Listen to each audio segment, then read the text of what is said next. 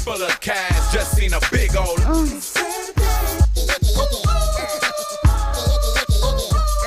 system on blast, cops just passed, just seen a big old grease don't pop from the stove, no more. Moved on up, double shot, Hennessy, fill my cup, looted in a big black truck. Should I wild out? What the act like my rims ain't clean? How you gon' act like my neck don't bling? Haters get like Afro Sheen, but they don't ever really wanna pop them things. And welcome to Issues and Concerns, the infamous segment of the Fantasy GM Podcast. Again, I'm one of your hosts, Manny, and joined with me today is Grant, the other host of the Fantasy GM Podcast. We are without Lionel today, but we hope to get him back next week as he has taken a brief hiatus to handle very important business. So we are going to break down some of the things that we missed for you guys when we took our time off. We're going to go back to week 6 and discuss the week 6 high score and beatdown of the week, as well as week 7 before we talk about week 8. So before we talk about week 8 and preview week 8, we'll give you a update on the final standings projections for the league. There's been a lot of movement. Well, not so much from the top spot, but there's been some movement below the top spot. A lot of things have happened. There's also been a trade that we'll discuss. And then finally, we're going to do something a little different for you guys. We asked you to send us some questions or comments for our mailbag, and we are going to share one or two of those with you at the end of the show. So without further ado, let's get into week 6. Week 6 was a particularly good week for the pod. And I for yourself. Well, right. For yourself. That's very good point, Grant. Well, week 6 was good for me. I was able to take down the lone undefeated team in the league. That was Jared, who had joined us on the podcast, and was very, very pleased with his team. And I had to take him down a peg, but his team is still sitting at 6-1, as I'm the only person to have defeated him this year. So yeah, for me, week 6 went really well. For Lionel, week 6 went also pretty well for him. He also defeated Team Wood, 64.22 to 104.66. And I'll let Grant talk about his matchup and give us the breakdown of that. So Grant, your matchup with what seems like your new nemesis in Team Klimax. Tell us about how that worked out. Yeah, I mean, it wouldn't be right that we somehow take a week off in the least fortuitous moment for one of your favorite Fantasy GM podcast hosts, myself, Grant Cologne, playing the gringo Walter Mercado himself, Christopher Cristobal Evans. And it feels wrong to do this to yourself. It feels like self-hate, but coming in with one of our largest beatdowns of the week. I was felled by Klimax 110.9 to 53.7. What happened to your team there, Grant, you may ask? Great question. Why don't we look into it? Had really the main lineup out there rocking, right? Mm-hmm. Aaron Rodgers, perhaps Fantasy Comeback Player of the Year nominee. For sure. 1.8 points. Oof. Not injured. Played the entire game. Threw many passes of the footballs in the air. As the Packers got stomped by the Bucs that day after Aaron Rodgers did his Hingle McCringleberry dance. It was all downhill for the Pack after that. True. I think Miles Sanders did get hurt midway through this game. He did. And he gave me 11 points. Devin Singletary continued his 5 or less fashions and gave me 5 points. Amari Cooper, the only one to show up and almost meet his projection with 17 there. And then less than 10 points from everyone else on my team. Robbie, Schultz, Laviska got a spot start, did not make it work. Right. Packers further hurt my team by giving me negative 3 points. Erasing the contributions of Legatron of 3 points. Yeah, I was wondering, so what were you just down on Tampa Bay as a team or as a defense? Was not necessarily down on Tampa Bay, though. This is probably, it's great to bring up. I think one of my worst moves in this league so far this year was not having the forethought to see that the Tampa Bay defense was coming together and, capable of this game against Rodgers, right? So I did think it would be a down week for them against Rodgers. Right. And the Packers. But I was coming into that week in a funky roster situation. I had, trying to recall at this moment, I had to get John Brown, I believe, out of my IR. Yes. Because he had gone from out the week before to being questionable coming into that week, but also still not playing. Yeah, he did not play. Just didn't have the out, right? So to bring him out of my IR to bring my roster into a valid state, I had to figure out who I was going to drop. The rest of my bench at the time was Keenan Allen on a bye, Latavius Murray on a bye, Justin Herbert on a bye, and Le'Veon Bell not on a bye, not injured, not on the COVID list, but ineligible to play for his new team, the Chiefs of Kansas City, because he had yet to meet the 5-test minimum. Right. Again, screwed by the stupid COVID rules that don't make any sense this year. And the fact that ESPN doesn't allow us to make changes ourselves, which is one of the worst travesties of this whole thing, is that your league manager can't even override the rules. So it's they let you override so many of the other rules. Right. Like exactly. The one unmalleable rule is that you can't put people into the IR slots on purpose, like that are not IR eligible otherwise. But the NFL, like, how did they treat Le'Veon Bell that day in real football? I assume he didn't count towards their active roster, right? So, like, I imagine that's a good question. The Chiefs one less person that day. So he should have carried some sort of designation, even if he was NA in the game, which also would have not allowed me to put him in the IR spot. But like, it was nothing. It was like he was playing, but we all knew he wasn't going to play, so he needed a roster spot. Yeah. Right. That's all zeros off my bench. Had nothing else to do there. So then, coming into the week, then I dropped the defense to allow myself to make my roster whole. Later, picked up the Packers ahead of game time. I think I then also dropped Gronk to pick up the Packers to have a whole team, and went out that next week and paid for Gronk back. So, and two people in double digits, one negative score gets you up to 53, and we all know Klimax, for whatever reason, his team scores points when they play against you. And he's always playing against someone. It's very true. He caught like a standard 25 game from Mahomes. Chase Edmonds didn't show up for him. James Robinson had a regular pedestrian 13-pointer. Will Fuller maybe boomed a little bit for 21. Debo came back and had his best game of the season for 15.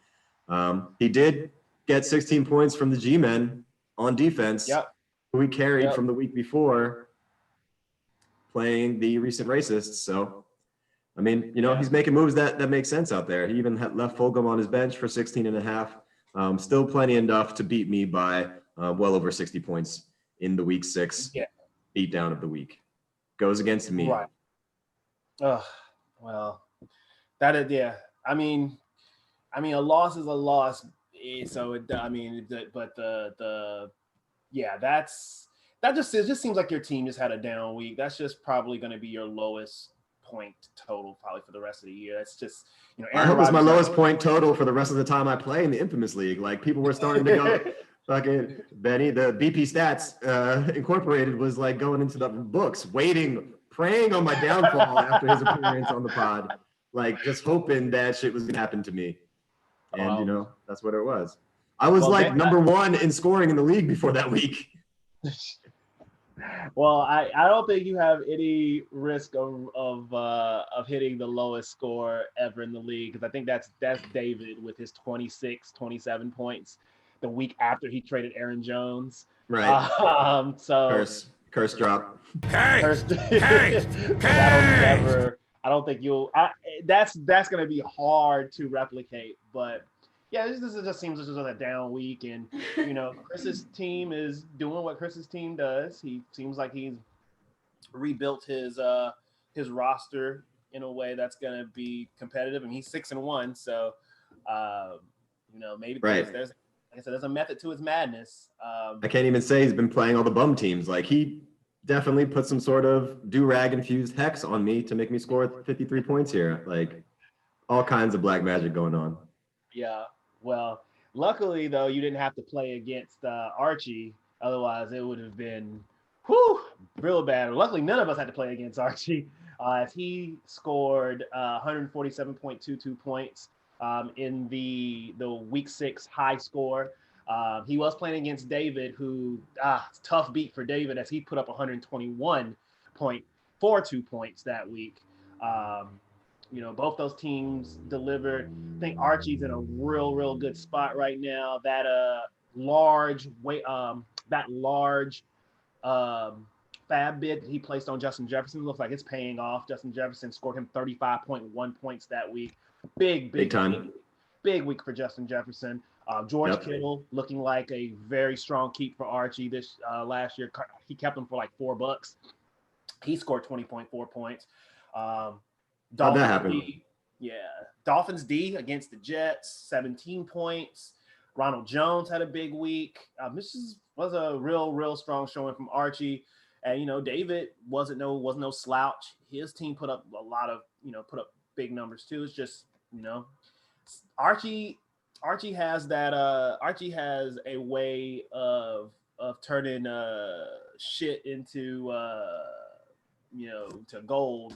He'll piece it together. Everyone's been talking about that Michael Thomas trade that he made. It doesn't look like it's hurting him that much. It looks like actually the person who has Michael Thomas is hurting more. We'll talk about that a little bit later on. But Absolutely. Yeah, it looks like Archie had the foresight and to make the moves. Archie's still sitting, at 3-4, but that's still within the hunt for the playoffs, as everybody is still in it pretty much except for maybe JT. But also something to talk about later. Talk about later as well. Grant, you got very interesting. You got anything else you want to say about waiver wire heroes big week? I'm saying, like, it's all in the name for the waiver wire heroes, man. Like that, also don't want to spoil what we got coming later either. But really, if you want to look deep into the Michael Thomas trade, right? He there's no way he's jumping out the fab window for Justin Jefferson. Most likely had he held on to Michael Thomas at that point, though. So you gotta factor that into the foresight that Mr. O2 had there in dealing away what we all came in as the unanimous best value of the draft, right? Yeah, so, which is not proven to be that great of a value now. But I mean, at draft time, no one could see this happening. But it's just the Michael Thomas curse. We let him go, and I guess maybe the 13 other members of the league knew something that and Archie wasn't even at the draft, or at least he just missed the early part of the draft. So got Michael Thomas for cheap. But week 6 was an interesting week. You suffered your first beatdown. I think we've all suffered a beatdown of the week at some point in this league. So it's there's no shame in running against a buzzsaw every now and then. Just sucks that you had to run against Chris. Right. What's the opposite of a buzzsaw? Because I was really just like self-sawed myself. How many Saw movies are there? Like 30? There's got to be one that's really terrible. I'm sure that's what is represented by my week. Week 6. Week six was in the book. So when we went up to week 7, which was last week, and less it was good. I think I think week 7 was better for you and not so good for me and Lionel. Me and Lionel both got beat in week 7, but you were able to take down Tori 120.32 to 89.38, which is continuing Tori's precipitous decline after suffering his first loss to me that during the Monday Night Miracle. He has not been able to rebound. If I was to take a look at his team when the matchup against precipitous indeed. Yeah, it's been rough. It's been rough for Tori. Ever since he came on the podcast proclaiming that he was going to go undefeated and win a title and win all the money, he is not winning and not winning all the money. Is outside of the playoff hunt right now. In fact, doing the opposite of those predictions. Yes. And some can say, well, maybe he got bit with injury early. Losing Saquon did hurt, but at the same time, he still had Kamara, Jones, Golladay, the trade for Michael Thomas, which is seeming like it's not paying off for him right now. Michael Thomas this week will not play. Also out this week, out for 6 weeks now. It was quite hubristic of him to go ahead and deal for newly injured Michael Thomas right after he lost Saquon. But I mean, he gave up peanuts for it though. Like I think we all would have done the side of the deal that he did at the time as well. Absolutely. And he went on and got, hit the Chase Claypool lottery. Yep. I assume that he's been able to catch a couple of points from him, but in our matchup that week, I lucked into the non-Claypool week after Deontay Johnson came back, with a questionable tag all week. You're not sure what he's going to be able to do, and he went right back to being Ben's favorite target that day. And I think he scored 2 touchdowns off the top of my head, if I can't recall. And right. Chase Claypool caught one ball for a negative 2 yards, it looks like, and scored 0.3. Yep. I caught a pedestrian game from the Night King. We don't know if he's, abdicating the Night Throne, perhaps. Seems like it. Only came in 16 points. When your high scorer is, Alvin Kamara and the Niners defense basically scored the same thing for him, 18 points. That's what let me come back and vanquish the dark side.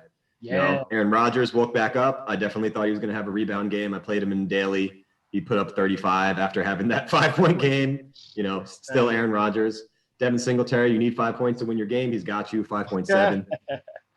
I took my biggest fab leap of the year and threw about $44 on Boston Scott after Miles Sanders went down, since I needed to go ahead and protect my investment there. That paid off for me with 16.7 points from Boston Scott. And for those that were watching that at home, recalling that he caught the over-the-shoulder touchdown pass basically at the buzzer to win the game for the Eagles that game, after our fan favorite, former Duke great, now terrible, Danny Jones, had an 80-plus yard touchdown in the bag, son, and Ghost of Sam Darnold came out of nowhere at MetLife and just dragged him to the ground, son, straight dragged him down, replacing his and New York quarterbacks' abilities to tackle themselves somehow in open space. Insane. Mari Cooper, is still somehow surviving after Dak went down. He's really the only body that's still giving you close to the fantasy points he was giving you before. Right. Robbie's doing his Robbie thing. Former Jet, now great. I paid $11 to get Gronk back, and he scored a touchdown for me right after that. Gronk came in 14.7, hopefully shoring up my tight end spot. Keenan Allen, someone I think that we collectively on the pod were down for, not down on, but down for in the draft times when people were not too sure on Keenan Allen. I think it's paying off for me. Maybe my best value of the draft, perhaps.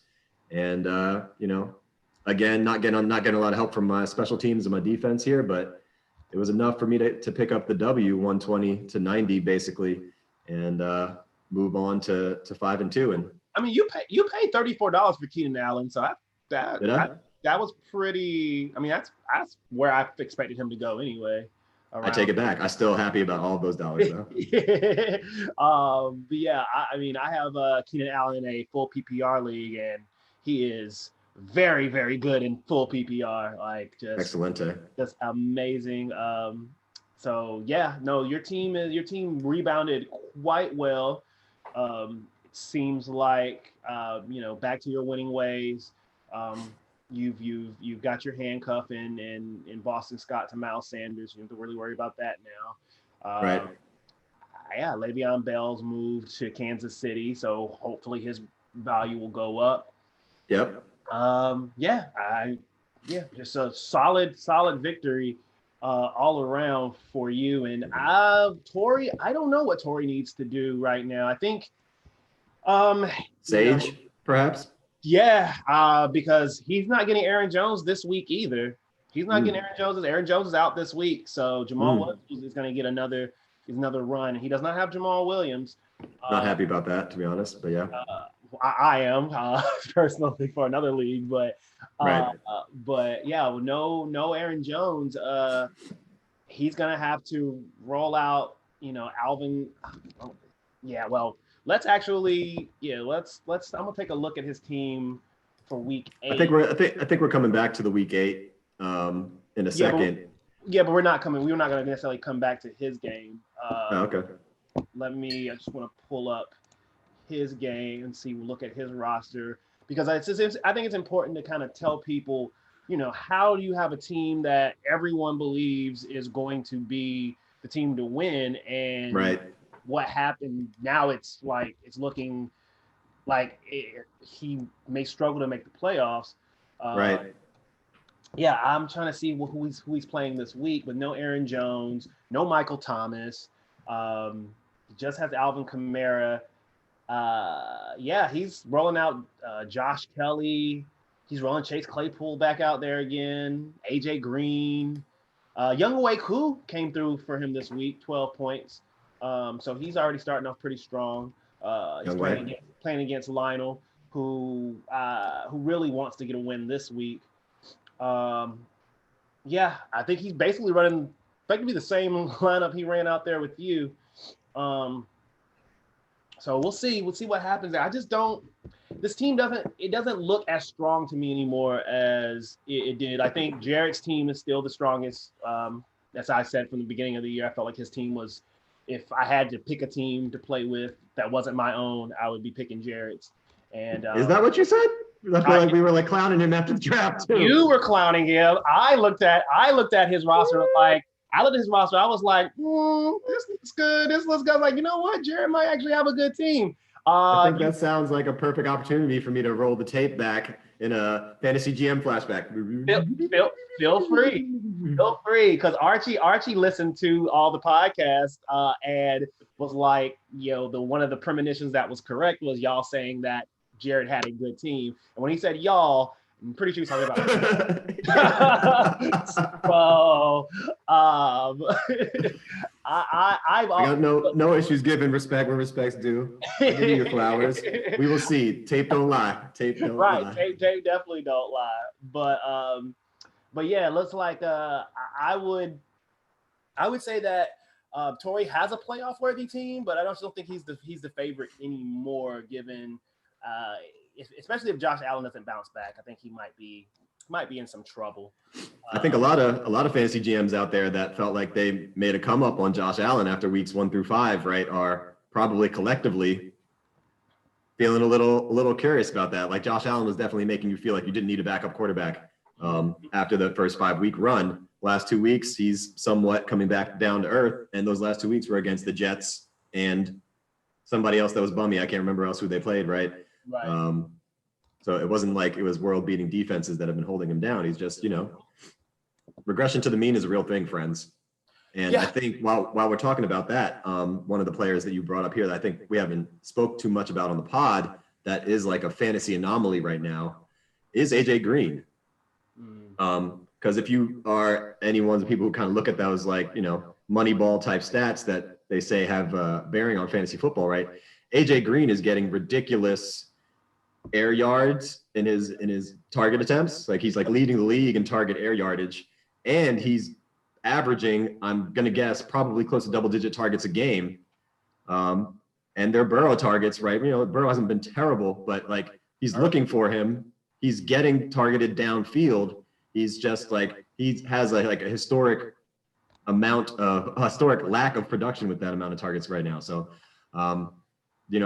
Have you do you see AJ Green as a buy low, or do you think he's really just, run out of gas and the young kid's trying to help him out and it's never going to turn around? What do you think? I mean, if I could get AJ Green like low, like if I don't have to give up top 18 value for him, I'll take him. But I would feel like most people would be willing to make a bench swap for AJ Green. Do you think most people that have him, in this 14 team are fine, he's getting played, but in the 12 team, I assume he's riding someone's bench more or less. Sure, for sure. I mean, I dropped AJ Green in a league, in a 12 team league earlier. I have also dropped AJ Green. Yeah, definitely. Oh, so I mean, I think that if you can get him low, the thing about AJ Green though is that he is in an offense that has surprisingly a lot more weapons than we may have thought. With was it Rashard? Is it Rashard Higgins or is T Higgins? Who's on the T Higgins on the Bengals. Yeah, T Higgins is developing. Tyler Boyd is still very, very good. When Joe Mixon is healthy, he gets work, and even when he's not healthy, Gio gets work. So there's a lot of people on the team to feed. The benefit AJ Green probably gets now is that he's probably not seeing the elite coverage, or maybe, at least I haven't. I need to go back to the tape. Right. I haven't heard that. Yeah. Who's getting the elite coverage, but it doesn't. He has he lost a step? Yeah, he's definitely lost a step. The hands are still good, and I could see him being. I guess I still see him. I think I see him more now as a possession receiver. So even though, like you said, the air yards are pretty good. Right, exactly. They're not using him that way. Not using him that way. They're not. And I mean, Burrow's not afraid to throw the football. He'll throw it deep. I think week 7. I think last week he threw the ball 47 times. And so definitely you're gonna get that boy crushed. Yeah. He threw the ball 47 times against Cleveland, and he plays Tennessee this week, so should also have a lot of air yardage. So I think AJ Green's a good, probably a good start this week if you have him. But yeah, I'm not trying to give up that much. Would you take AJ Green right now or CeeDee Lamb? Non-keeper, I assume we have to be talking, right? Non-keeper. Right. Even if you weren't going to keep him, you'd hope you could get more for CD in a trade. Fantasy GM foreshadowing. I in a non-keeper, that's a great question. I would say yes, because I don't see anything good coming from Dalton coming back and being unconcussed. We've all seen what Dalton does to you before. Yeah. Former Cincinnati boner himself, because when you root on the Bengals, what do? They bone you. Yeah. And this week that's it, Matthew Berry. And this week they're not even going to have Andy Dalton. They're starting Ben DiNucci, who I don't even believe is a real person. No. I saw that person with his name on the jersey last week, and it was definitely fake. It's from the Matrix. He's made of Soylent Green, something. I don't know. I was like, Ben DiNucci sounds like a Sopranos character, not a friggin' not a football player. But they're gonna roll him out there. Apparently, he has Dak's seal of approvals. Dak said, "Just go out there, be yourself." And so, what the fuck is Dak supposed to say? He's like, "Yeah, I told us never to draft this nigga to begin with. I hated him from the beginning." What else is he gonna say? Right. Well, with that being said, I think the Eagles' defense is probably fire them up. Yeah, near the top of fantasy defenses to stream this week, if you have them. But yeah, no, I think that made me think. I feel like I can't recall any other like that. I don't know what the right word is for that, but that's it feels like a strong ethnic Italian last name, right? Yeah. Where you got the double C and you got to remember how to pronounce that. And are there any other quarterbacks? Because we know that the quarterbacks tend to be descendants of the Caucasus Mountains.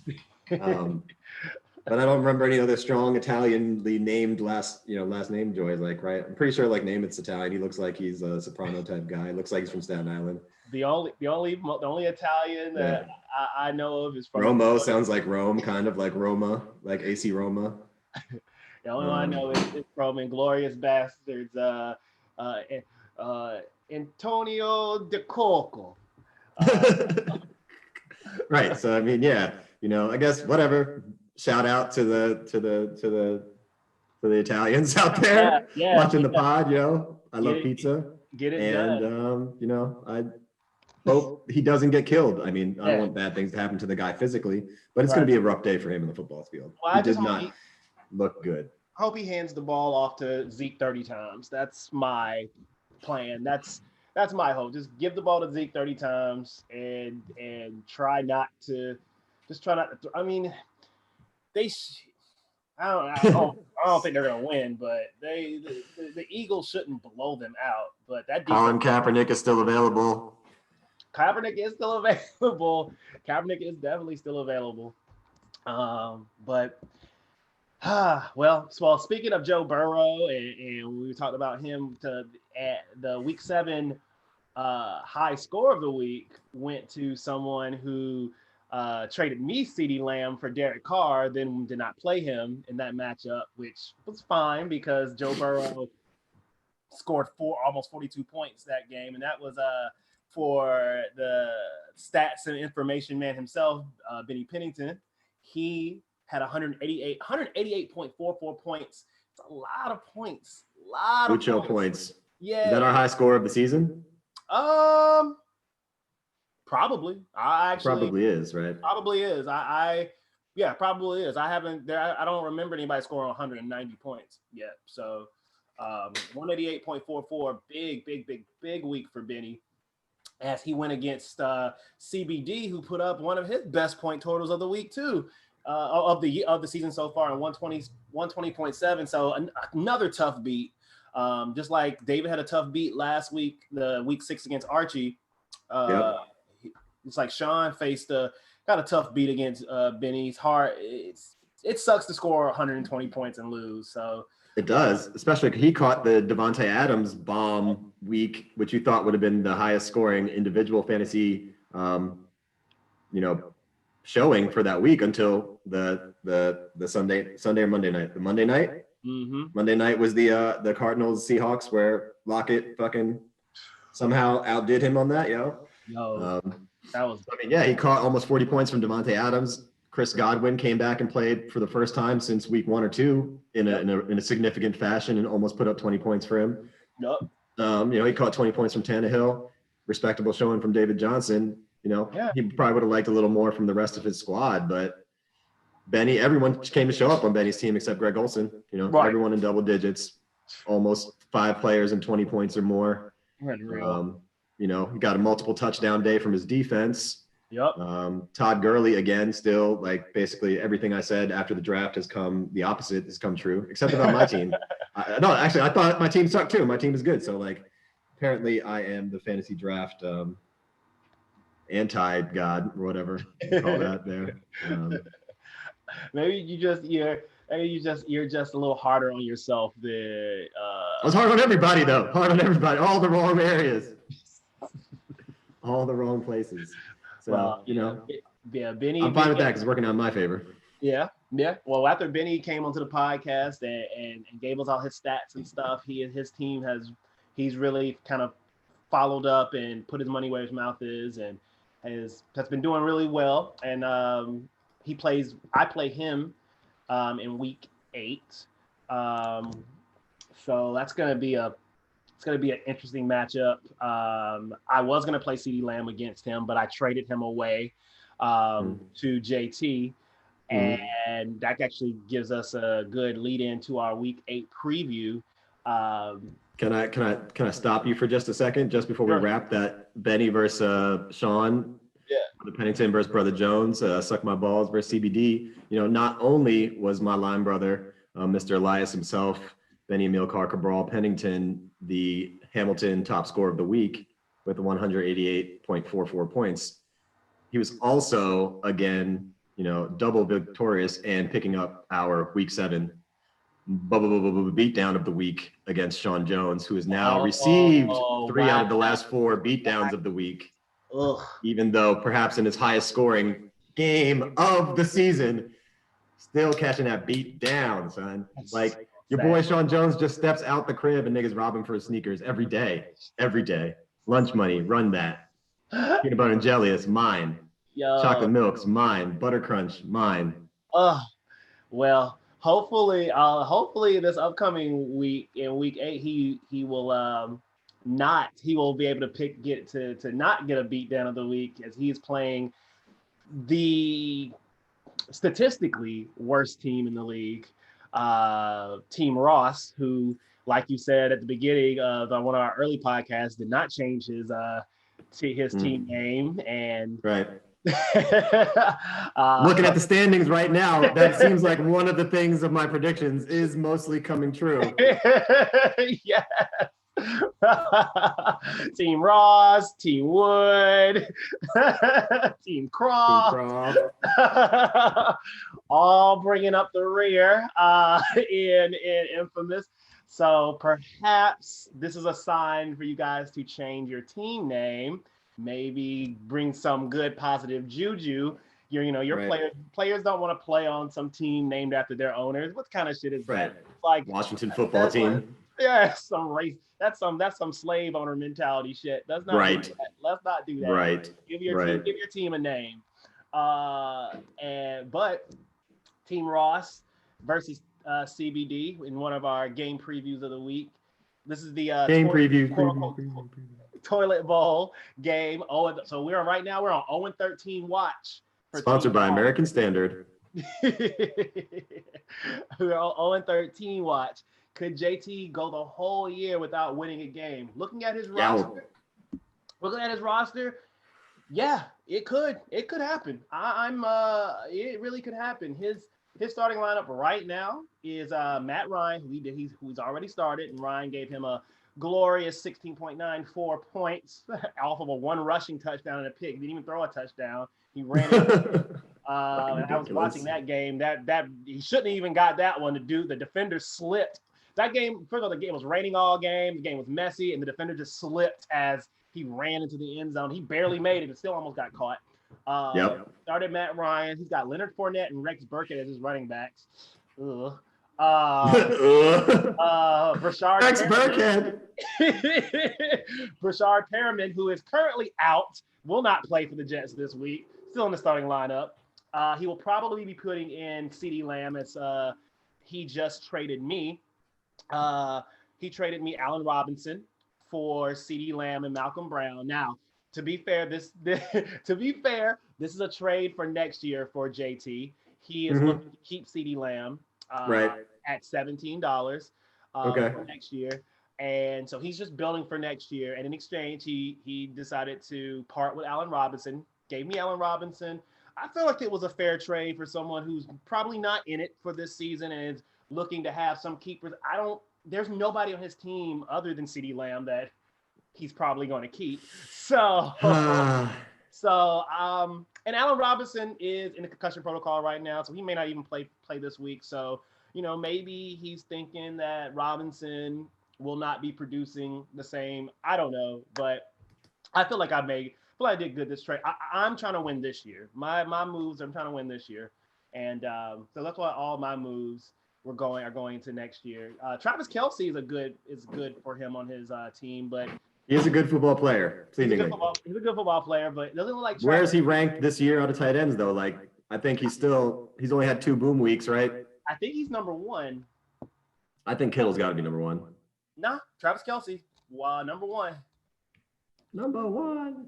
Yeah, you are correct. He's had 4 boom weeks. Well, 3 according to ESPN, 3 boom weeks, but I would say 4 because anything over, like he had 14-point week, 19.5-point week, 20.8 point week, 19-point week, 11.7 week, which is not considered a boom week, 8.5 and 4.6. So he's been pretty consistent outside of pretty much 2 down games. I'll take that back. I feel like a 14 is an average for him though. I would say that's not a boom for Kelce. I would agree with ESPN there. I don't know. It's maybe a tight end boom, but it's not a Kelce boom. Well, yeah, I guess he's averaging 16.8 points on the season. So if you're taking it by the average, he's getting boom. But if I get 14 points from my tight end, any tight end, I think that's good. Even if you paid $50 for them in the draft? Yeah, absolutely. I would take. I absolutely anything. Especially as it's a half PPR league. If this is a full PPR league, then Kelsey, I think Kelsey would be even more valuable to him. But just feels real funky that all of a sudden JT, who seemingly can barely even change his lineup, wanted to trade away his top scoring player or second top scoring player. Second, he didn't for want to next year. He didn't want to trade Travis Kelce. I tried to get him off Travis Kelce, but he just seems like he's not. I don't know why he doesn't want to trade Kelce. Especially after he told me he's not really playing for this year and he's kind of like given up on the season, which means if you've given up on the season, why not just shake the whole thing up, trade off assets, get some more keepers for next year, maybe try to, and honestly and truthfully, like it would benefit him to diversify his team a little bit. Maybe he could still kind of be in it. He just needs to start winning. He starts winning. He could at least. He also said that if he would need to win out starting this week, right? Nobody's making the playoffs at less than 6 and 7. No, not at all. He needs to win out starting this week. He did say that if relegation was starting this season, he would be trying a little bit, but it does not. It's not. So relegation does put some fear in people. Does. That sounds like actually maybe that's a postseason pod, but we should be telling the people about other creative ways to add additional competitiveness and even include more of your friends in your fantasy leagues. Absolutely. Set up. Find yourself an NASL here. Right. Absolutely. So I think JT could lose every game this season if he doesn't make some serious moves. I mean, a 14-team league, it's so hard for him to improve his team without trading. And with Kenyon Drake's still out. He probably still has all of his fab budget, though. I don't remember him ever getting anyone off waivers. Yeah, I think he probably still has $100 in fab. And he's going against Sean this week. And Sean's not even fielding like a stellar team this week. So, I mean, this is a prime time for Team Ross to get on the board. And it doesn't seem like he's interested in winning this year. Does not appear that way. Sean is starting Naheem Hines. So, David Johnson is on bye. Carlos Hyde is doubtful for him. He's got Godwin is on IR, is out. He's got him out. Yes. So Sean's team is just pretty injured. I don't know who's going to win this matchup, to be honest with you. I still think it could go either way. If I had to put money, I'd put money on Sean, but this is not.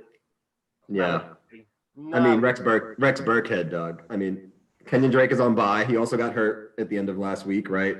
Which I see him not showing up with an injury designation here for us yet, which is another feel like faulty thing in the game where he shows us out for me. You click into it. Just ESPN website. Whatever you guys are doing over there at ESPN with the website, like, what the fuck is you doing?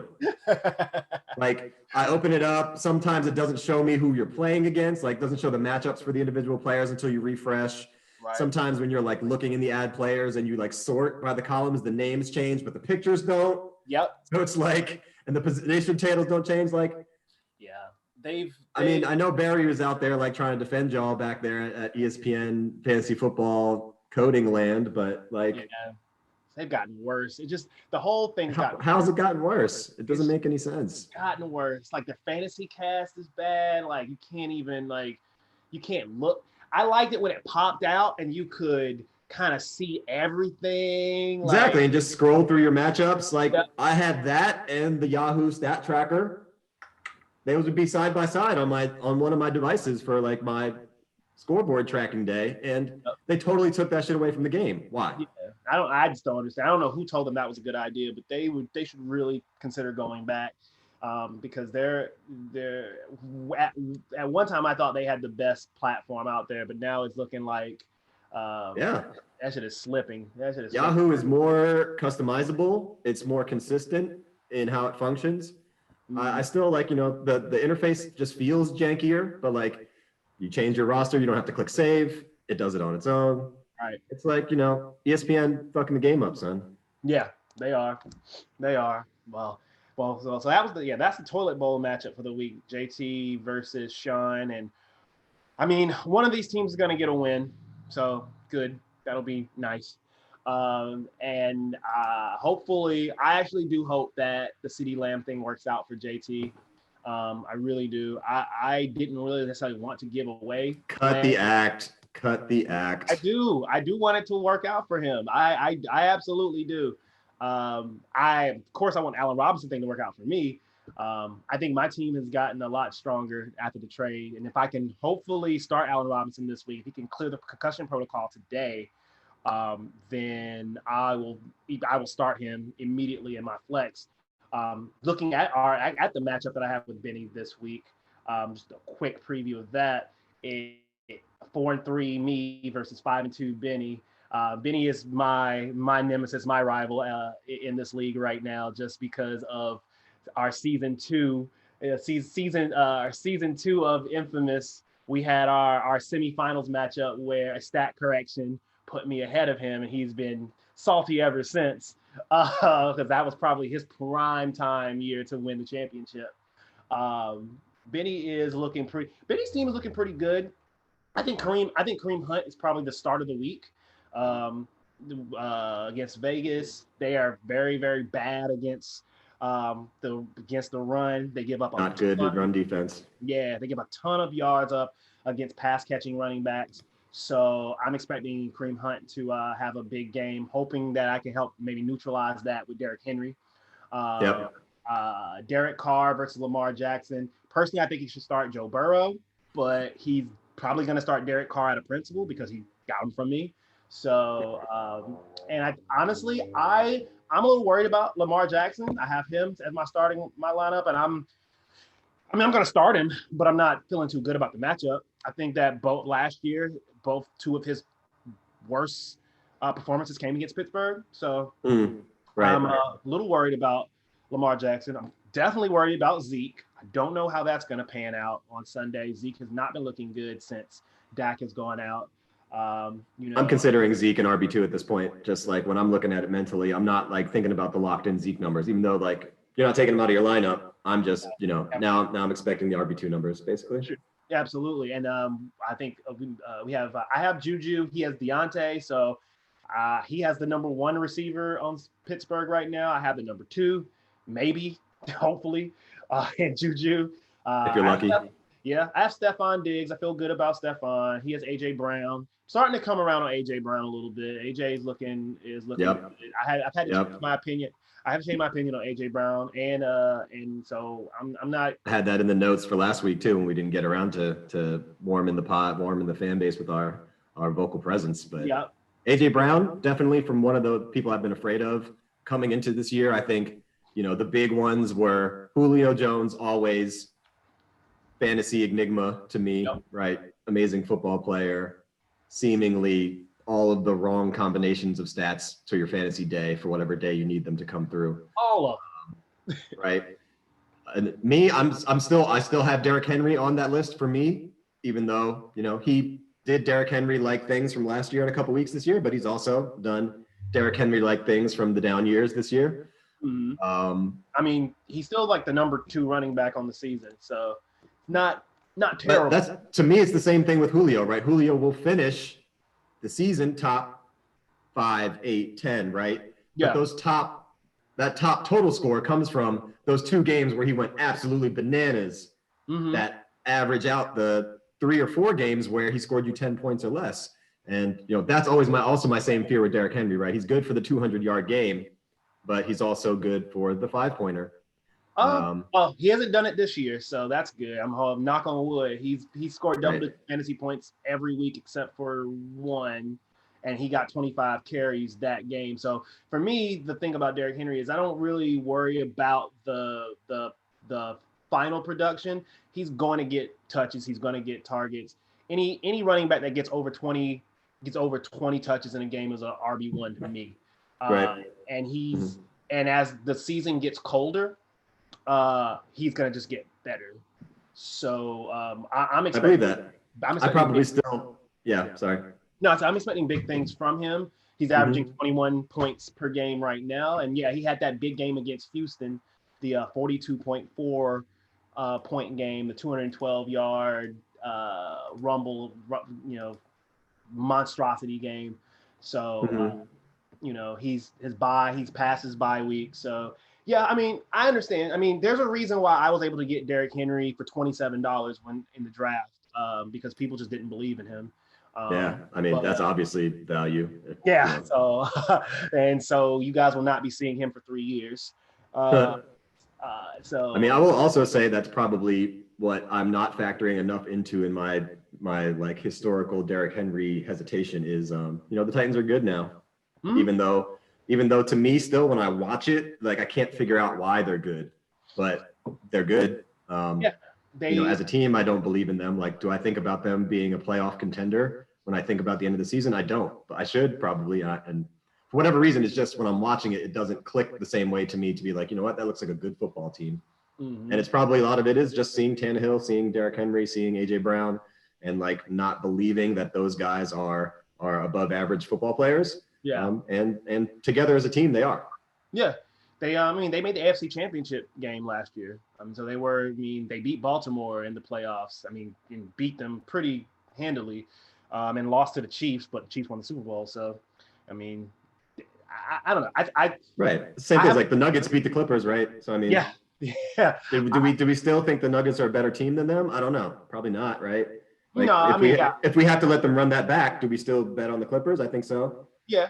And I would still bet on the Ravens against the Titans, but it seems like the Titans they just have that magic, and Ryan Tannehill is showing that, I guess, that just Miami is what was holding him back from being a solid quarterback. Talk about somebody that could be a comeback player.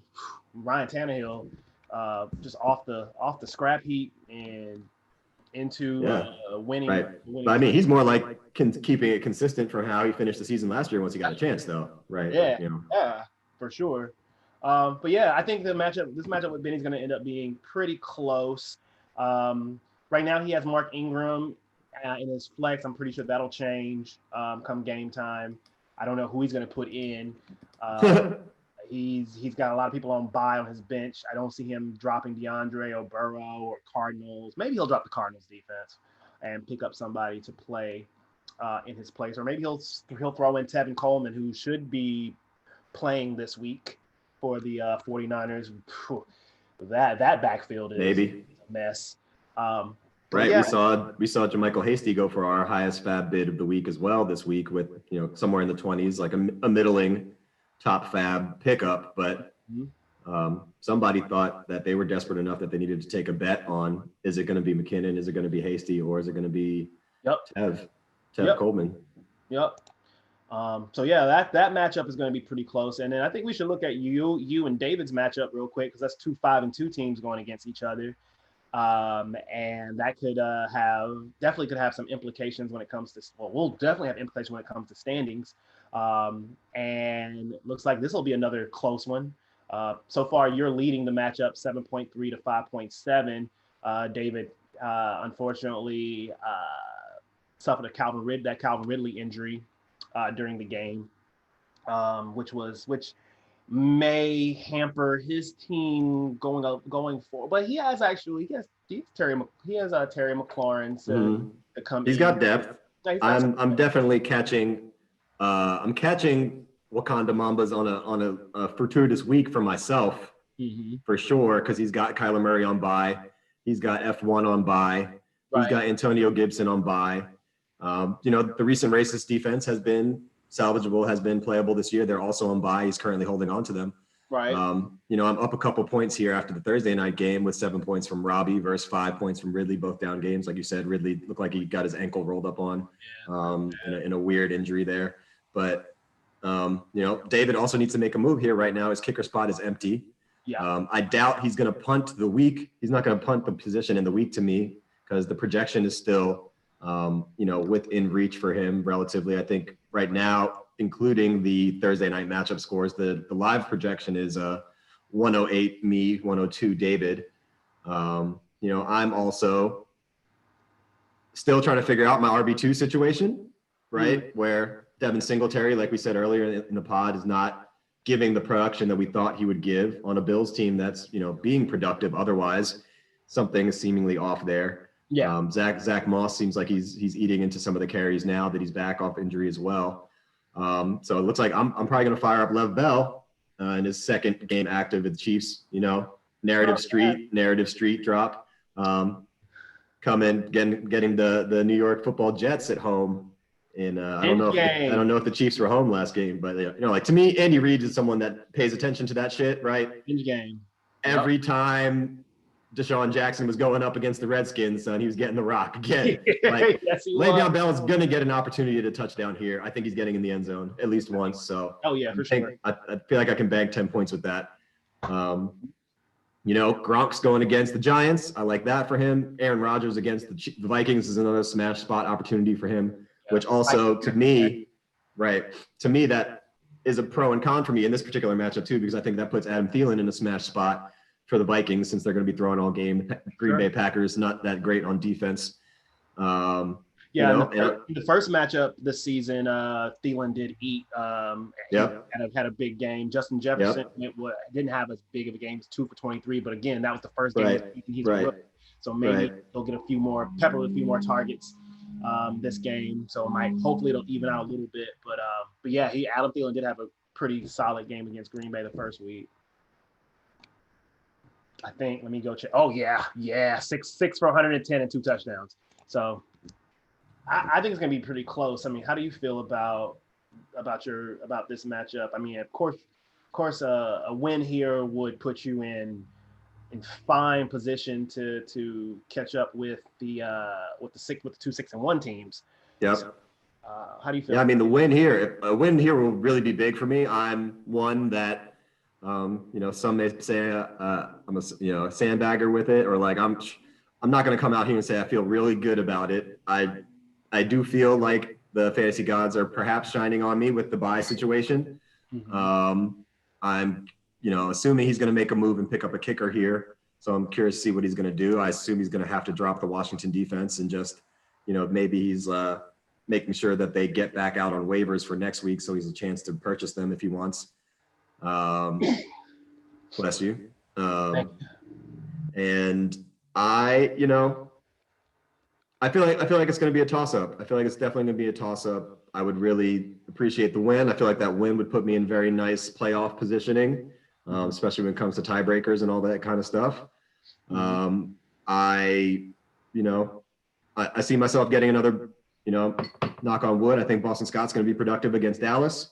And he's going to get, some goal line, some red zone looks, I have to imagine there. Even though I got extremely lucky that other week, right? Which I know we talked about that Boston Scott over the shoulder catch to win the game for the Eagles. Not only is it like an amazing catch that got him a touchdown and got him like a 20-yard pass catch in that one play to close the game, but if you were watching, the Eagles were basically like second or third and goal to go, and had subbed in Corey Clement. Mm-hmm. Corey Clement was in and like got stuffed, and like it looked like the Eagles were about to go for another another quick run in there, and I think they got a holding call or something backed them up. Yeah. And then Boston Scott came in after the penalty, and the very next play he ran that wheel route and scored the touchdown.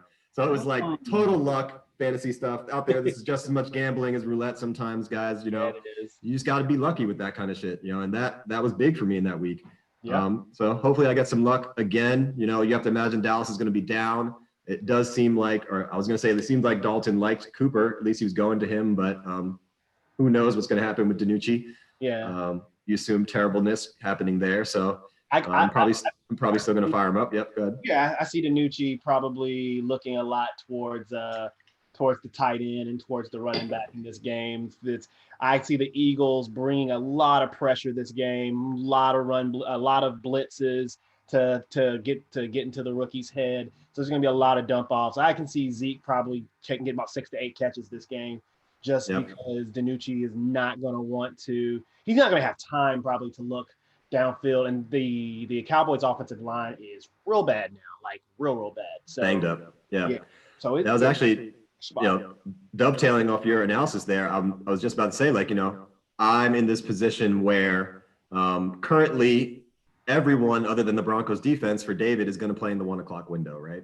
Yeah. So, absolutely. So coming out of the early games, even coming into the Sunday evening game, I'm going to have a decent gauge on what David's score is going to be.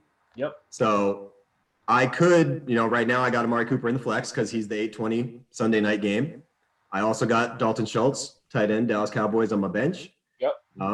If it looks like I have a comfortable lead, or it looks like, I feel good about that game going into it, definitely possible that I'm going to flex Schultz instead of Cooper to just maybe get that solid 10-pointer from him. Yep. And not have to worry about Amari getting locked up on the outside or whatever that might be, right? So, not something, it would probably be like a 30% chance I'm gonna do that move, but it's something that I'm thinking about. And I think it's important for fantasy GMs out there to always, for me, almost always, unless it's like Zeke Elliott or someone you're never gonna sub out. Even in those cases, I put my latest guy in the flex because who knows, Zeke's going to the fucking game and he trips over his dog coming down the steps and he, breaks his pinky finger or some stupid shit. Like, you want to have the chance to get him out. Yeah. And not lock yourself into a position there, right?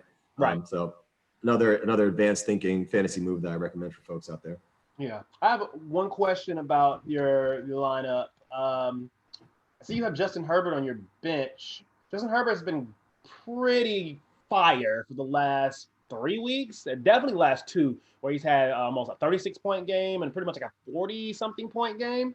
Right. Why? He went for 40 plus last week when I was ready for the Rodgers bounce back, and he outscored Aaron Rodgers by 10 points. So then my question is, why are we fading Herbert over Rodgers? Aaron Rodgers has Minnesota at home. Mm-hmm. And I mean, I feel like I just have this, I lucked into that 1 week where I needed to pick someone up for Rodgers' bye week. And I basically was picking between Herbert, Two Gloves, Derek Carr.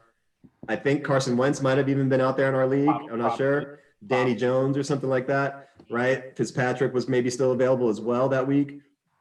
And that's when I got the 35 burger for him against, Lionel. Yep. Shout out to Lionel. And I decided that after that, he was, he had earned a spot on the team, and I kept him through the bye week. And like you said, he put up a 44-pointer against Jacksonville last week, right? Yeah. I mean, he's going on the road to Denver. You're not really worried about that matchup there, right? They have continued to see less than desired production from the running back spot with Joshua Kelly and Justin Jackson out there, being serviceable but not great, not replacing Austin Eckler together seemingly. Right. So, Herbert has been nothing but amazing this year so far, right? Is he second year? Or no, he's rookie. He's a rookie. He's honestly who should be the leading candidate right now. I think he is. For offensive rookie of the year. Yeah. I think he is. He's been a revelation. And now is he Burrow's looking good too, so just his team is not as good. But right. But I mean, I feel like you always got to favor that, like, my man's putting up numbers. But it's weird because I saw that last week. Like, I think that last game the Chargers won last week was his first win. Yeah, it was. They had lost every game that he had played in until then. Right. And he was balling. So, I mean, for me, Justin Herbert just feels like amazing insurance for me right now, and or a potential trade chip as we come down the line. Would I feel comfortable enough to deal Rodgers for something bigger and roll with Justin Herbert? I'm more of a traditionalist when it comes to that kind of stuff. Like, it would be really hard for me to want to break that up. So, I'm happy that I have a good backup, and I'm happy to keep his 40 points off someone else's team. Absolutely. Yeah. No, I'm 100% with you on that. I think I would also be starting Rodgers this week. Rodgers is just pretty good against Minnesota. Right. And Devontae's back, right? As long as Devontae's around, I feel like I got it. They got that connection. It's probably, I would say that there has to be, is there a better quarterback wide receiver connection in the league right now? Between what? Devontae Adams and Aaron Rodgers? Ooh, no. That's probably the best combo. Right. Yeah, so I'm going to get my shares of that while I can. Okay. All right. Well, yeah, those are – we've just previewed 3 of the games to watch this week. The Toilet Bowl 0-13 watch. Hopefully Team Ross can come off the snide. I never really want to see anybody go to lose every one of their games. So hopefully he can get off the snide this week. You're gonna put that juju on the big donation? I'm not trying to put it on him. I love Sean. Don't get me wrong. I really do. But it's really, I really would like to see JT come off the snide this week, if and maybe generate some excitement in him to get him to like start just maybe start trying to win a little bit more this year. Maybe start acting like he's part of the league and winning is why we play the game. Right. And then of course we got the Benny versus me, which will turn out to be, I think, a great matchup, and then you versus David. So a lot of movement at the top of the ladder could happen after this week in week 8. So big week. Big week as we approach, as we pass the midpoint. We will be at the midpoint way of the season if you include the playoffs. So so it'll be nice to see where everyone is, and then of course my birthday will be on the 9th, so I'll have a good idea of where my team, where everything is after that. So so week 8 should be pretty fun. To update everyone on the final standings projections after week 7 for our league. Powered by IBM Watson. Who, if you are trying to do trades through IBM Watson, I would say don't. Seemingly knows as much about football as Watson from Behind the Fence and Home Improvement. Right. Or that was Wilson. Sorry, I know there's something with a W. Whatever. But yeah, there has been there's like I was saying earlier, little change at the top. They still have me projected to finish first despite my loss last week. Thank you. I don't know how. Despite I guess my team is projected to score more points towards the over the course of the rest of the season. Right. And the matchups you have left, I assume. I have to assume it takes that into account. Yeah, right. Yeah, for sure. Because I've honestly played the hardest part of the schedule. Well, I faced Chris already. I faced you already. I faced David already. I faced Tori already. I faced Jared already. And I think those are like 5 of the best 6 or 7 teams in the league. So now I get, CBD, I get Ross, I get Team Croft, Team Wood. So yes, I'm pretty sure it does take that into account too. And so I guess I've won 4 in a row. So if I can keep that going, I should finish at first or very much near the top. But then it's got you, Brooklyn Brimstoners, 5-2, projected second. The big jump. Big jump. Second place, coming in strong. So that is a very a nice little jump for you. And then you're playing against the team that is projected third in Wakamba Mamba. So I think your matchup will probably determine where y'all are going to be placed. Somebody's making a move. Not only have I somehow jumped up into the 2 spot, but I'm also leading the league at the most positive difference since draft day right now, where much like myself, ESPN doubting my skills and my squad had me coming out the draft in the 11 hole and moved up to 2 now. Not the biggest move, not the biggest net move, period. No, not at all. Where we've seen the team with no name, Team Ross, drop from 2nd to 14th. Yikes. In a total net negative 12 spots. Yikes. Yeah, that's rough. And I think we got Benny is projected to finish 4th, and I play him this week, so that could cause a little bit of a shakeup as well. And then Team Climax, who is 6-1, they do not have any faith in Climax's team. 5th, projected 5th. So expecting Team Climax to get a few more losses over the course of the season. Right. I wonder who he's still got to play though, because he's already played me. He's already played you, right? I think he still has to probably play like. Has he played? I think he's played David. So I feel like he's got. Right. That's what's confusing to me. Yeah, I think he still maybe has some teams against. Maybe he's got his bye weeks coming up. Maybe he has a couple terrible bye week smashes. Sure. Who knows? Maybe ESPN is just also unable to see through the clouds in the way that Senor Mercado can. Yeah, absolutely. But Yeah, and I'm looking at the most points scored in the league. Right now, it's Wakamba Mambas at 923.18. He scored the most points in the league. Benny's close in second with 911. Then Broderick, who is having a tough year, scoring a lot of points, but also getting scored on a bunch. He's third in most points scored. And then Climax at fourth. I am in the middle, and then you're at fifth. So still a lot of ground to make up in points. Definitely for me. I need to start scoring a little bit more this season, and I'm hoping that my trades will help my scoring output. Although, if I had Tyler Lockett still, maybe I would have had that 56-point week. But right. To each his own.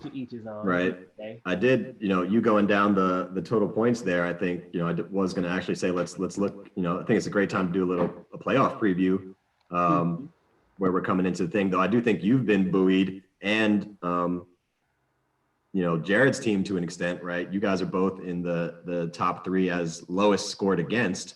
That's right. Right. So, you've been middle of the pack of points, but you've been lucky to catch a couple of low scoring weeks. Sure. Jared a little higher, but he's basically only gotten one more point scored against him than you. Right. And like we're talking about the ESPN shit fucking up. Like I literally just pulled up the standings sorted by points against, and it looks like Lionel has the least points against scored against him. Is that what I'm seeing? That's correct. But it now says, "Am I there yet?"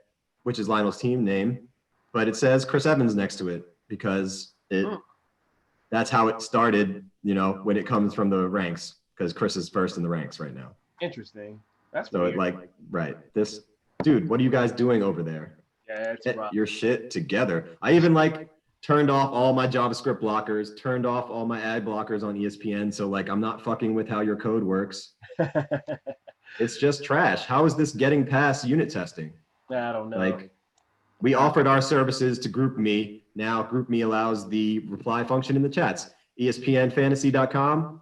Whomever you guys are back there, call us. Let us know what's going on. We're available to help for everybody. Yeah, absolutely.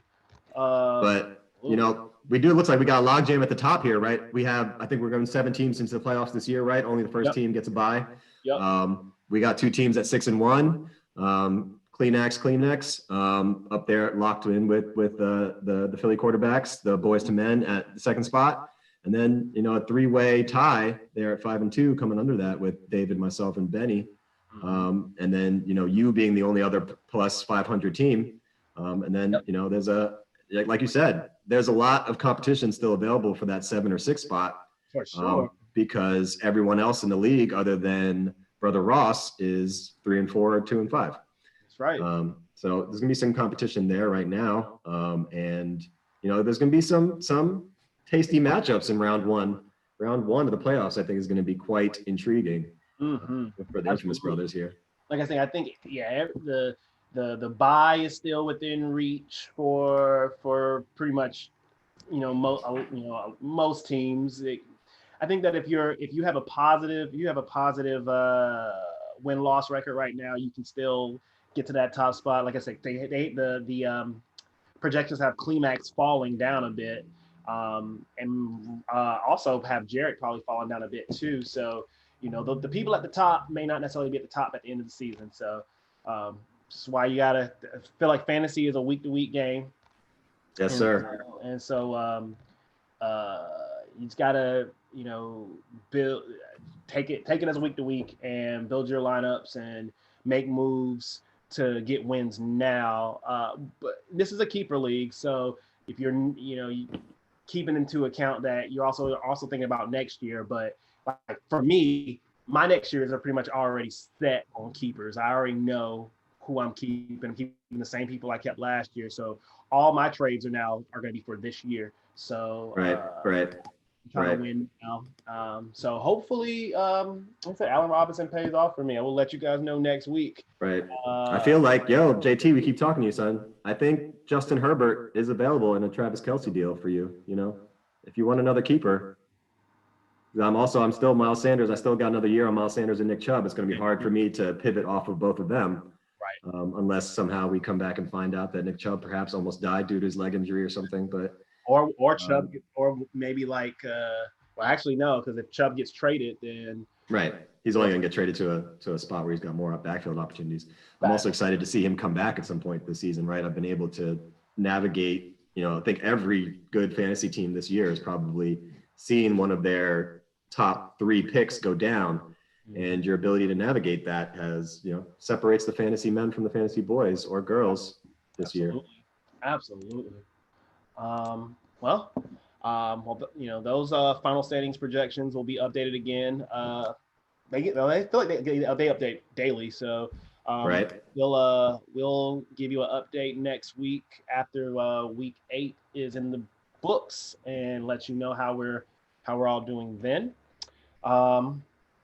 So we are towards the end of the issues and concerns segment of our podcast. So I'm gonna turn it over to you, Grant, to lead us in this week's new installment of the Fantasy GM Mailbag. We got a lot of good submissions. We may only be able to get to a couple today, but we'll definitely bring this back again very soon.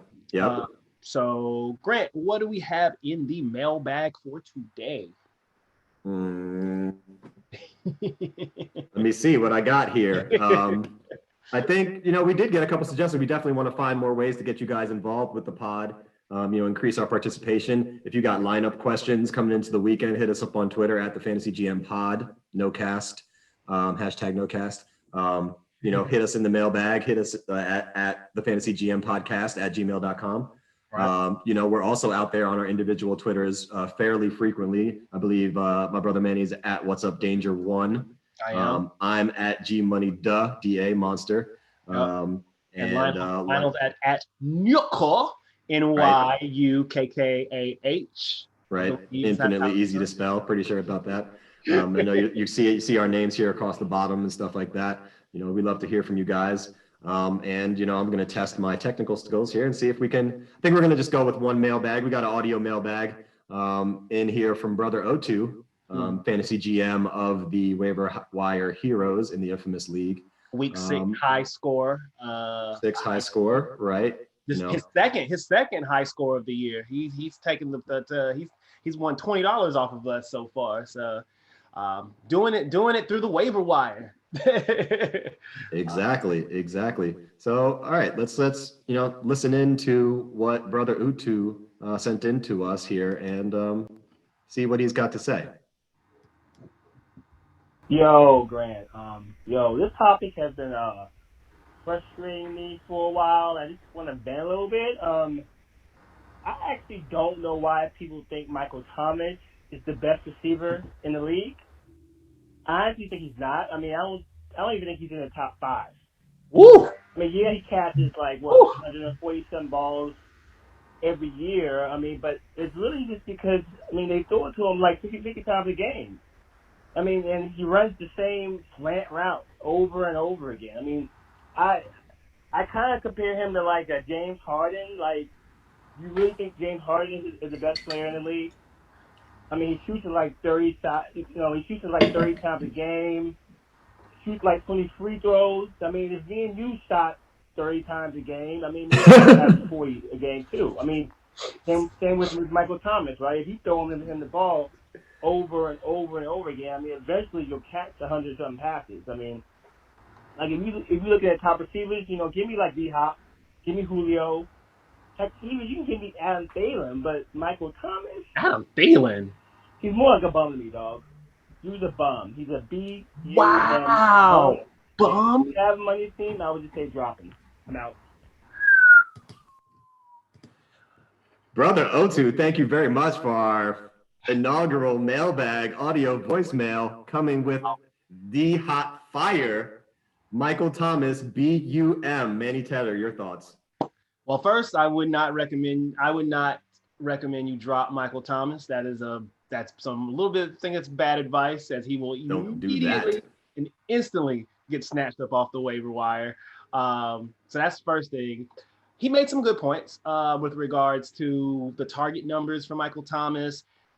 He made a lot of good points about that. The comparison to James Harden, I guess I don't get, as I don't necessarily see Michael Thomas. I mean, I guess I understand with regards to that he gets a lot of usage and he's going to have the ball in his hand a lot. And yeah, so I mean, yes, that's going to generate value. I do agree with him though that Michael Thomas is not the best wide receiver in the league. I 100%. I do agree with that. I think that's clearly DeAndre Hopkins has been shown over the last few seasons. Doesn't matter who the quarterback is for him. He's another fantasy like weirdo for me. Anytime I've lucked into him in the drafts where it makes sense, I've caught those like 2 down D-Hop years. So he's somebody else that I'm just like whatever reason doesn't work for me. Right. So I do think that that's the case. In terms of his value this year, yeah, I think that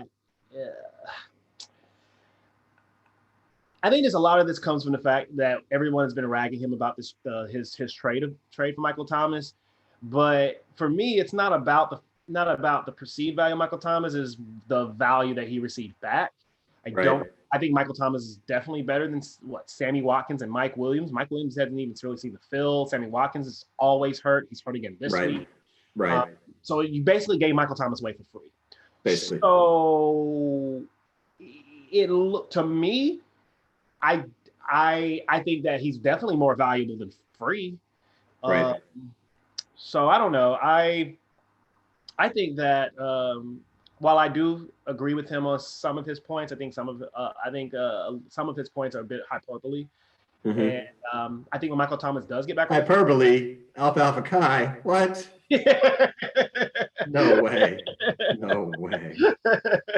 I do think if Michael Thomas does get back on the field, and if he's healthy, he's going to go back to being Drew Brees' number 1 target, and he's going to continue to produce. So, but if he doesn't get back on the field, then yeah, I guess everything you said was right, Archie. So yeah, I don't know. What do you think? I mean, brother O2 came hard at Slant Boy. You know how he feels about being called that. I think what Archie's commentary there brings to the table for discussion is similar to the conversation we were having earlier about Julio. I agree with you 100%. He's not the best wide receiver in the league on the field. And I would have no problems with you making the argument for DeAndre Hopkins. Do I think Adam Thielen is in that class? No. Adam Thielen? No way. But, the points that Archie were making may be true for real life football, that, he's a possession receiver, that he's running a lot of intermediate level routes, which, depending on how your team plays the game, that is good for ball control. That is complementary to what Alvin Kamara is giving you. If they had someone to stretch the field there, which they previously have had Ted Ginn Jr. do, that's a nice complementary piece too. He is a tactician with the route running. Yeah, Michael Thomas, right? Mm-hmm.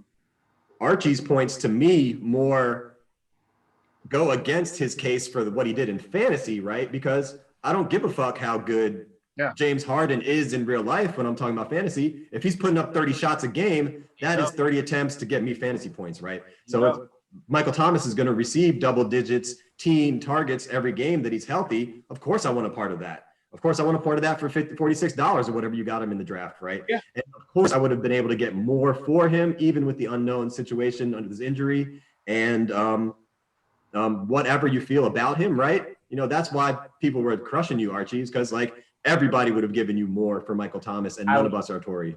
Yeah, I would have totally given him.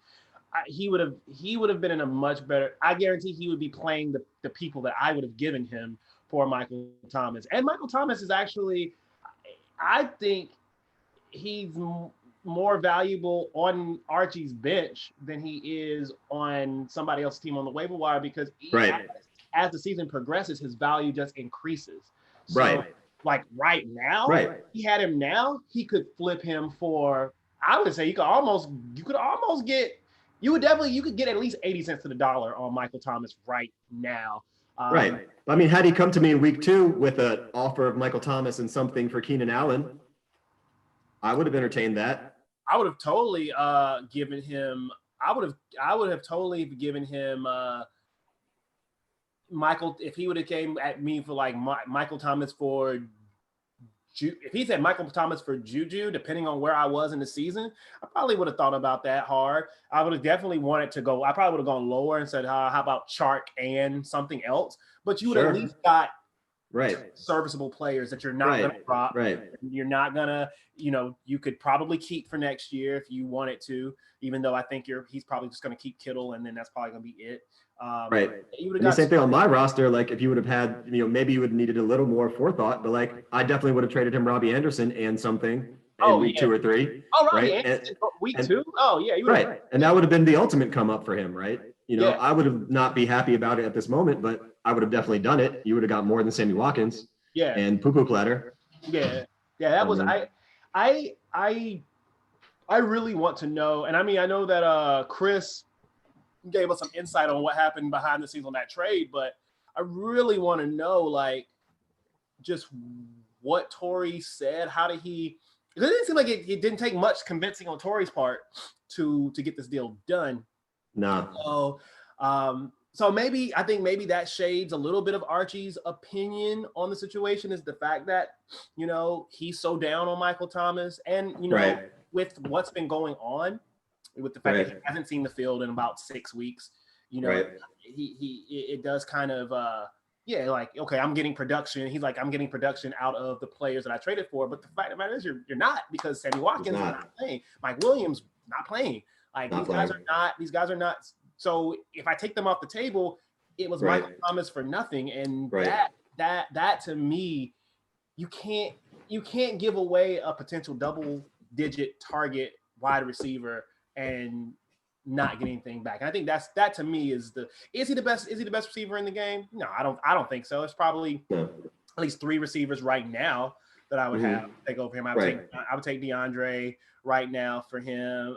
I would take DeAndre over him. I probably would take Julio Jones and or Calvin Ridley if they were healthy over him. Calvin Ridley, interesting. Yeah. I like Calvin Ridley quite a bit, and if, like I said, if he didn't get hurt during that game, probably would have the game against the Panthers probably would have produced more. He's been producing pretty much all year. But outside of that, I think Michael Thomas is definitely still in my top 5. Right, he's in the conversation. Nobody is looking at you funky for asking the question. Right. Exactly. Right. So I don't know. I think that I don't know. I think that the Michael Thomas hate is a little too strong. But definitely. But yeah, we appreciate the message there, Archie. Keep sending them in, everybody. As we go forward in the season here, rather than telling you our opinions on the same players over and over, which you probably are starting to get a little pretty good handle on what we see for folks. Right? We'd love to include more content from the fans. And answer those questions that are burning for you guys out there, and be your fantasy servant leaders, as it would be. Right. Let me actually look at waiver wire heroes, because I want to know if any of those players that he traded. Right. My question exactly, that brings it back to me. Like, wasn't there also like a Wentz Garoppolo swap that happened as part of it?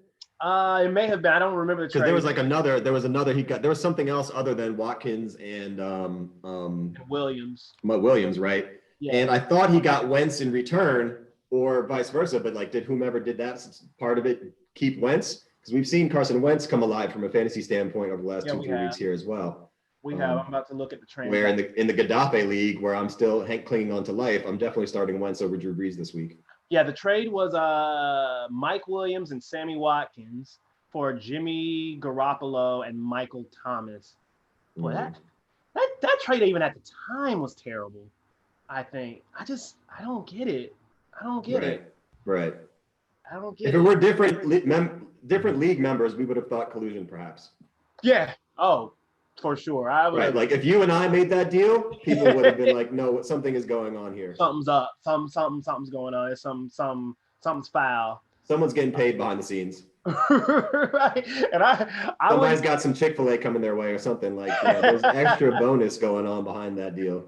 Yeah, and like he has kept Sammy Watkins and Mike Williams on his team, but he's not starting them. Not playing him. He's starting Braxton Barrios this week. Barrios. Yeah, Barrios. Braxton Barrios. De los Jets de Nueva York. He's starting him over Mike Williams. And he doesn't even have Sammy Watkins in his IR. He's still holding. I don't know why he's still holding Rashad Penny, but he's had Rashad Penny in his IR and Deshaun Jackson. I don't understand either of those. Yeah, I don't know. I look back at that. Like looking at people's fantasy rosters gives you insight into how they live their lives a lot of times. Like, Doug, why are you holding on to this trash here? What are you hoarding Rashad Penny for? Why? What do you think's going to become of that? When are you ever going to use him? Rashad Penny is that, that packet of mayonnaise that you got from that one burger order that you got. You threw that shit in the fridge like you're going to open up this packet of mayonnaise sometime and use it later down the pipe when you got actual jar of mayonnaise in your fridge. I don't eat mayonnaise. I think it's all disgusting.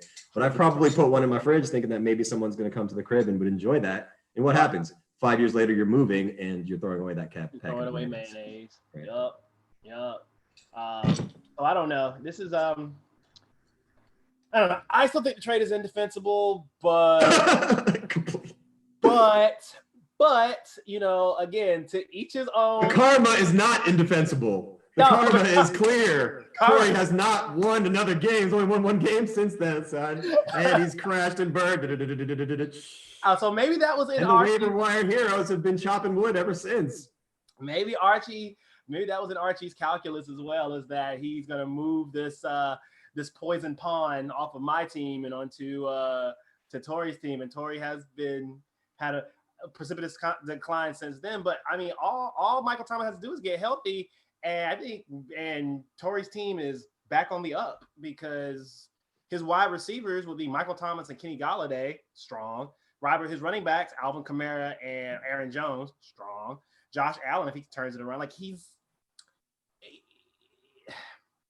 I don't know. He could have gotten more. He definitely could have gotten more. And that to me is where my analysis produces like, could you have gotten more in a trade 100%. for Michael Thomas? 100%.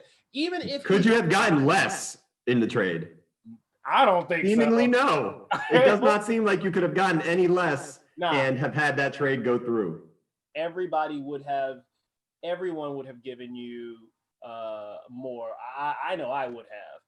Even just for the potential. I wouldn't have kept Michael Thomas, but even for the potential for maybe keeping him, if he finished the number one wide receiver of the year, you didn't have any other good keepers on your team, somebody you would have thought about. Could JT keep Michael Thomas next year? Absolutely. 100%. He's not keeping Travis Kelce. So he isn't. So, well, but I do thank Archie for that question. It is a good question because there's a lot of Michael Thomas owners, including myself, who I've been sitting on Michael Thomas in a league all year. It was my first pick in a snake draft. I picked him first round, pick 10, and I've been sitting, and it's been just sitting on my bench. I haven't even moved him because I can't get good value for him. Not right now. Probably won't be able to get good value for him until he plays and shows that he is Michael Thomas of old. But we're playing this week, so sure enough. Yeah, I think we got some breaking news here. Breaking news on the podcast, coming to you from our first daytime podcast. So, a little more breaking news available to you. Good news for you, brother Tedder. Allen Robinson has cleared the concussion protocol per Adam Schefter. Yes! Boy, oh boy. Manny taking risk. Getting paid off.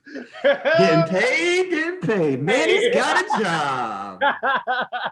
You gotta diversify your bonds. Right. Guess who smells like French fries? It's JT smelling like French fries. Oh, you could change your name to Whack Arnold, JT, and maybe it'll make you do better than you're doing right now. So I wonder if they remove the doubtful tag off of him now. Let me go check.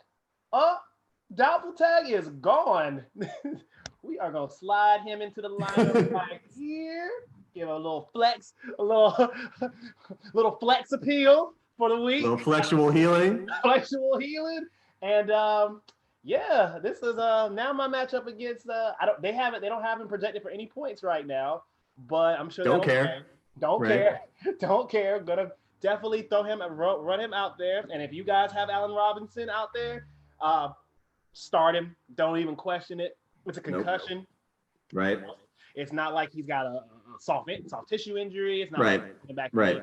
ankle injury. This Right. is a concussion. Was he in that coming out of the game, or something happened to him during the week? That was the first I even heard of it. He went to the concussion protocol on Wednesday. He took a hit late in that game on the sidelines, and they put him in the concussion protocol on Wednesday, which is why if they had put him in the concussion protocol on Tuesday, he probably could have cleared it by Friday and probably got a Right. But I'm pretty sure who's their coach, Matt Nagy, has said that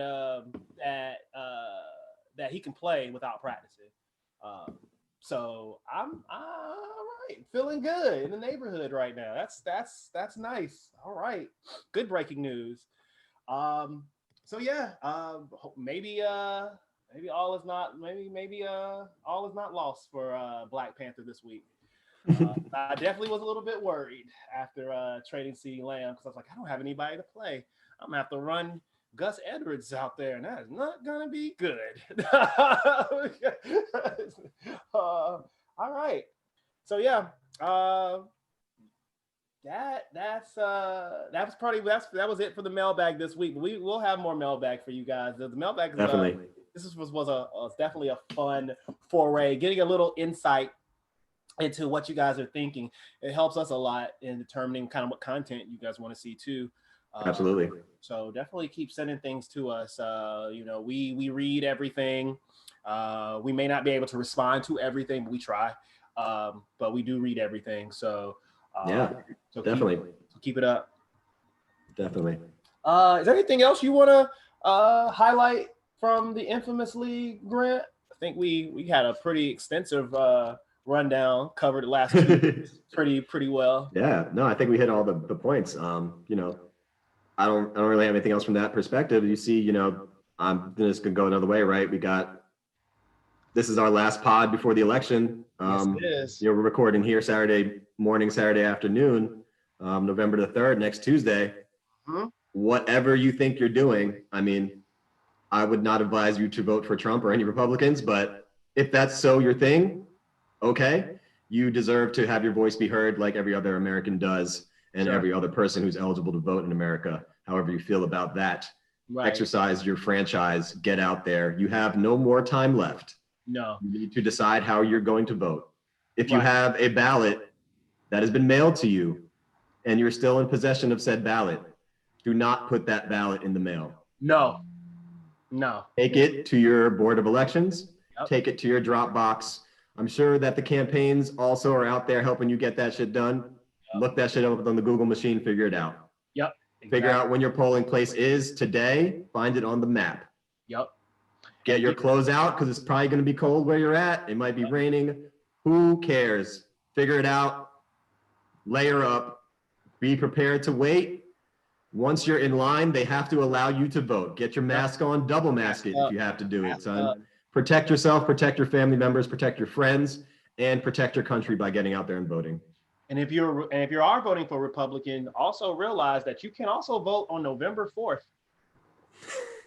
Just remember, it's true that especially made that available just for you guys. So just for you guys.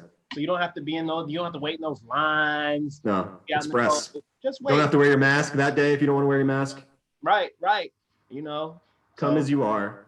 Yeah, do. But if you're out here, if you plan on voting for the Democratic candidates, make sure you vote early. I've already voted. I went to my polling place and did it in person. I wasn't gonna fuck around with the mail. None of that stuff's gonna happen for me. So I went ahead. I voted. Let my voice be heard. I think the Supreme Court in North Carolina, for instance, they are saying they're going to allow absentee ballots to be counted for like maybe a week or so after the election. So if you do mail your ballot in, but still, don't do that. Don't. That is their last resort. Do not put it in the mail if you cannot put it in the mail at this point. Ask somebody to drive it there, man. Whatever, get it in. Get it in. This is an important election. We gotta right. Have to get heard. On the other side, in Pennsylvania, where I vote, the Pennsylvania Supreme Court decided to not allow any ballots received after 8 p.m. on election day to be counted. So if you're in Pennsylvania, if you're in Michigan, if you're in Florida, all of these states are cutting it off on election night, regardless of where your ballot is coming from. Oh, that's trash.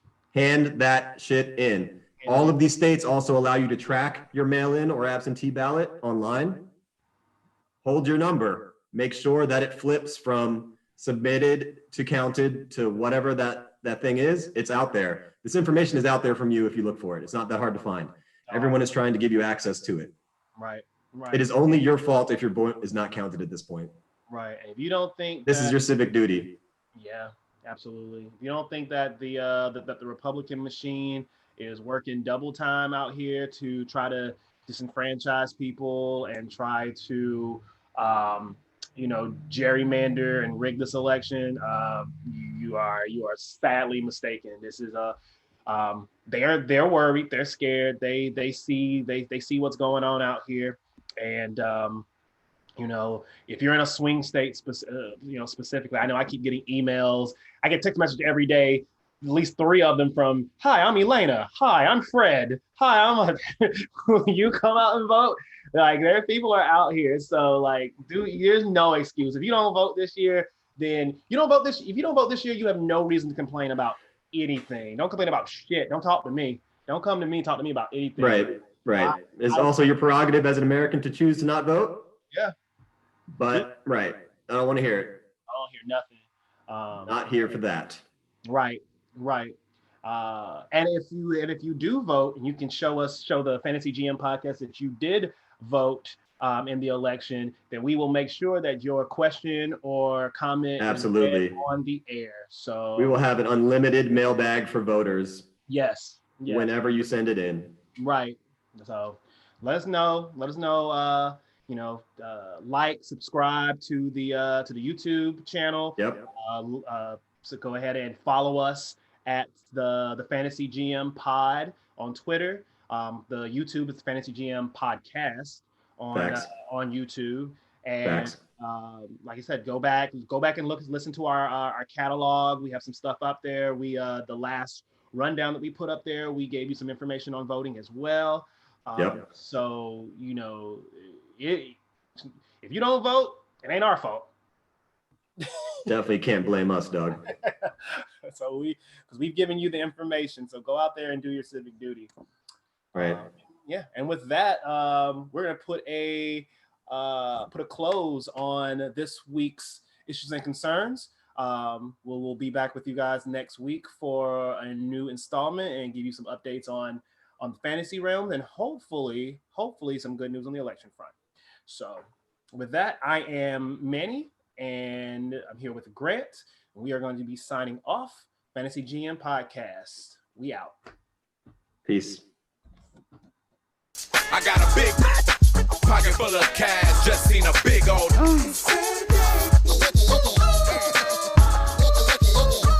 system on blast. Cops just passed. Just seen a big old. It's a but the plants in my backyard grow. That's my. Till you drop out, that's my love. Keep a couple, then I hit the club in the back door. What? Act like I don't make clouds. How you gon' act like I don't get loud? How you gon' act like I don't rock crowds and leave a lot of people with a gap tooth smile? If I recollect right, then you sound like dirt. But I guess what you don't really know don't hurt. With a and a here to squirt. My folks on the block, man, they got that word. They got that word. Don't it smell so good in Southwest where they rep that hood? Protect your chest, they up to no good and come through floss and they wish y'all would. I got a big pocket full of cash, just seen a big old.